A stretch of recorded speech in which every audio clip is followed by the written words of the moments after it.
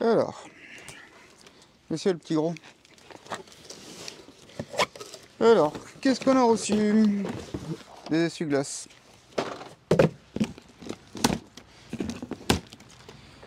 Tiens, salut. Alors, pourquoi je restaure ce vieux Jeep? C'est ce qu'on va voir. Déjà, laisse-moi ouvrir ce qu'on a reçu.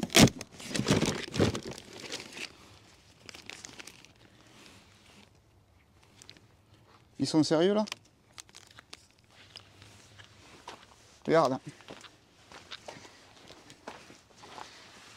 Ils te font des colis avec des joints. Et voilà comment tu reçois le joint du cache-culbuteur.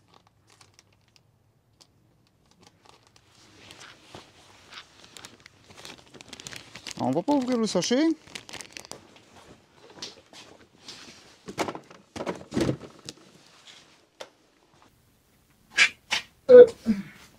Oui, on va ranger tout ça. Tiens, on connaît sur les pièces de voiture là. Carly.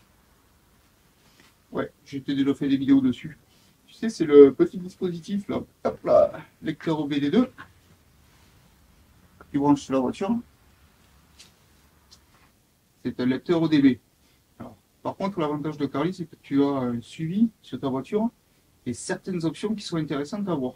Alors, comme tu peux voir, c'est une application qui se met sur le téléphone. Ouais. Tu vois là, moi je suis sur ma BMW de 1996. Tu as plusieurs options dessus. Donc, tu as la lecture et l'effacement de code RF. Tu as les données en live, c'est-à-dire que les données en live, c'est toutes les remontées d'informations des différents capteurs. Pour faire simple, la température de liquide de refroidissement, ben, tu peux l'avoir sur ton téléphone. À quoi ça sert? Et par exemple, pour pouvoir tester, savoir si ton capteur il te donne la bonne information, comme sur ton tableau de bord. Si ça déconne, mais là, avec l'application, tu vas directement sur le calculateur chercher l'information. Et si tu as l'information qui est erronée sur le calculateur, ben, c'est que ça doit être la sonde. Tu vois, par exemple, après, pas sur toutes les voitures, mais tu sais, tu as certaines voitures qui ont des options spécifiques et qui ne sont pas activées d'origine en concession. Elles sont vendues comme ça, puis hop, terminé. Alors, certaines options sont activables, pas sur tous les modèles, mais tu vois, en cliquant sur codage, c'est ça. Ça va te permettre de pouvoir activer certaines options que dispose ta voiture, mais qui ne sont pas actives encore. Et surtout, tu vas pouvoir voir aussi le suivi de tes vidanges, de tout ce que tu rentres sur ton application pour avoir des notifications de rappel ou aller voir quand c'est que tu as fait la dernière vidange, par exemple. Bon allez, on retourne sur le Jeep, je vais te montrer un petit peu. Tu vois que c'est rouillé là. T'entends comme ça croustille?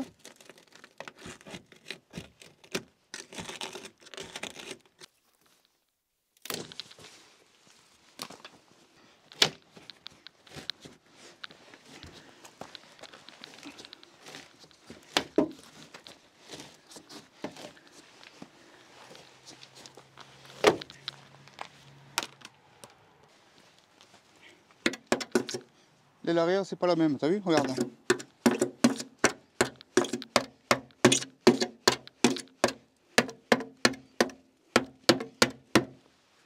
Bon, je crois que je te fais pas de dessin pour l'aile arrière. Bon, par contre, avant de découper, il y a un truc super important à faire. Bah ouais. Parce que là, alors, moi, je sais comment ils sont foutus ces Jeep Cherokee. Donc, je peux prendre la disqueuse et découper.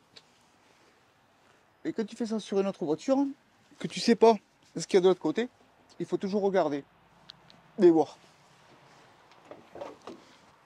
Tu vois, il te faut ouvrir le panneau et aller voir ce qu'il y a derrière. Bon, comme tu peux voir, hop, la partie rouillée, moi elle est ici là.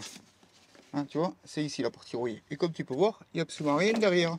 Les câbles, ils touchent pas ni rien, donc là je peux découper serein.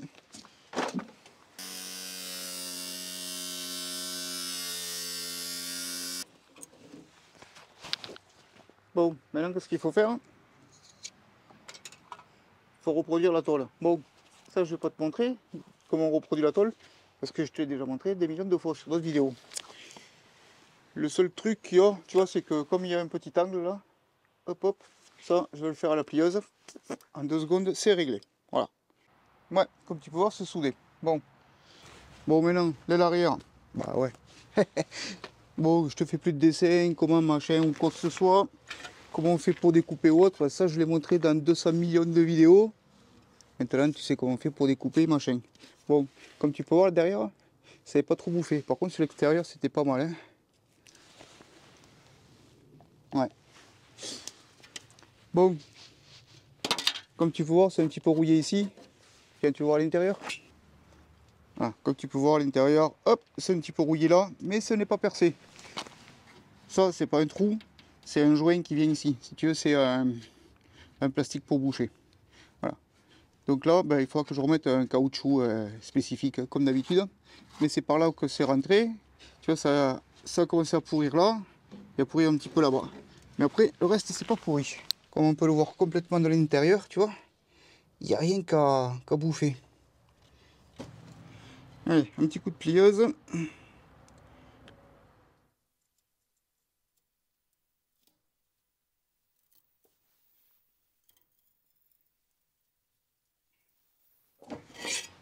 Et là, on va vérifier.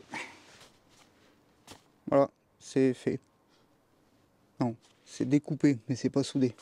Ouais, je sais, il y a écrit intérieur. Mais c'est moi qui me suis trompé au pliage. Donc j'ai refait. Tu vois, voilà. Faut que tu laisses un petit jour. Il n'y a rien, rien, presque, pratiquement rien de jour. Hein. Voilà.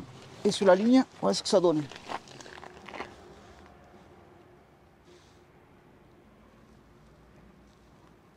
Bon, bien sûr, c'est pas posé. Là, c'est juste positionné. Parce que regarde. Voilà. Ouais, ce qui est bien, c'est que quand tu as fini, il commence à pleuvoir. Comme d'habitude. Bon. Allez, tiens, je te montre ce que j'ai fait, comment ça rend. Bon, allez, vu qu'il pleut un peu. Bon, tu as vu tout à l'heure, je t'avais montré. Hop, pour lui. Voilà ce que ça donne. Pour lui, tu vois, il y a du mastic qui a été posé. Il manque le mastic de finition. Un coup de fer rose par-dessus pour protéger contre le pli. Ça tombe bien, il pleut. Par contre, derrière, hop, tu vois, j'ai eu juste le temps de souder. Un coup de fer rose pour protéger, pour éviter que tu as la rouille qui vienne sur la, comment ça s'appelle, sur la carrosserie. Voilà, c'est sec, c'est déjà pas mal. Bon, comme tu peux voir, alors là, il n'y a pas de mastic, il n'y a absolument rien. Hein. Sur les soudures, nulle part. Comme tu peux voir, la ligne, elle est respectée. Du Jeep, c'était l'essentiel, tu vois. Pourquoi il y a écrit intérieur? Bah parce que c'est le côté qui va à l'intérieur, voyons. Hop là. Alors, qu'est-ce que c'est qui est rentré? Bon, tout à l'heure, je t'ai montré ça vite fait. Des pièces d'entretien qui sont rentrées. Là, par exemple, sur les plaquettes de frein avant, voilà. Des disques, la cour à distribution. Bon, des trucs traditionnels, hein, on va dire, on va pas s'embêter. Et après, un truc ou deux qui m'embête, tu vois, moi j'aime bien avoir des vases d'expansion transparents qui ressemblent à quelque chose qui sont propres. Hein. Tu ouvres un moteur, tu vois le truc tout jaune, tout poucrave, tu dis, oula, l'entretien c'est où? Bon, alors c'est pas des pièces indispensables que j'avais, hein. Ça c'était pas indispensable. Hein. Voilà, mais j'aime bien que ce soit propre. Alors pourquoi je m'amuse à restaurer ça? Ouais, parce que si tu veux, cet engin, ça a 300 000 km, c'est de 1988, ça a 32 ans passé. Est-ce que ça vaut le coup? Ben, effectivement, c'est la question qu'on se pose. Mais oui, ça vaut le coup, parce que je ne l'ai pas acheté cher. Et j'ai les compétences, attention, hein, je ne suis pas le pro, hein. J'ai les compétences pour le réparer. Et ça vaut le coup de les faire encore continuer à vivre, ces engins, parce que bon, c'est peut-être qu'un moteur de R21 qu'il y a dedans, le fameux 2 litres 100 TD, mais c'est les bons moteurs qui tournent bien et qui tiennent dans le temps. Et ces engins, ils sont encore recherchés, ça se vend. Donc une fois propre, remis en état, machin et tout, ça se revend, ça fait rentrer un petit peu d'argent pour que je puisse les dépenser dans le piece goer. Bah oui, parce que tu te doutes bien que tout ce que je fais, c'est pas pour rien. Je vais pas garder un énième Jeep chez moi. Donc celui-ci, une fois qu'il sera terminé, contrôle technique ok, carte grise ok, il sera à la vente. Pour l'instant, on n'en est pas là. Il y a encore du travail.